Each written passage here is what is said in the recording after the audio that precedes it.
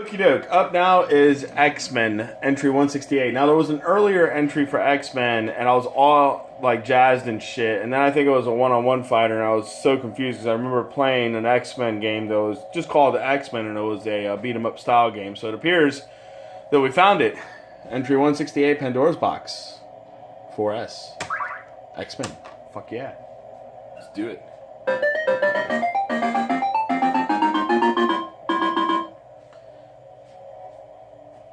I remember when I was a kid in the 80s, I had a NES, and it was very rare that, you know, my parents would take me out and buy me a Nintendo game because we just didn't have a lot of money, and,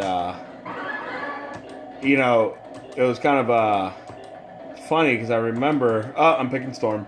I remember that I bought the X-Men game for NES, and I just remembered getting home and hating it. And I'm just thinking to myself, like, how cool would it have been in that era if Nintendo published, like, not published, but released, like, demo carts where people could go to the store and try all sorts of different games and then pick the one that they liked. Because I bought a lot of shitty games, and it's like, dude, you spent all this money and took it home. You bought a game you never played before, and it's like, you know, if your parents aren't spending money, you know, it's not about being poor or rich, but some parents are just conservative with their spending. And they're like, fuck you, like, you're only getting one NES game a year, and you go to Toys R Us and you pick the shittiest game on the shelf. You don't know that till you get home, and now you're stuck playing 1942 for, like, fucking forever while your BFF has Super Mario Brothers 2, and they're like, no, I'm not going to let you borrow it. And it's all just very aggravating. But back to this game, the sprites are awesome. The characters look great.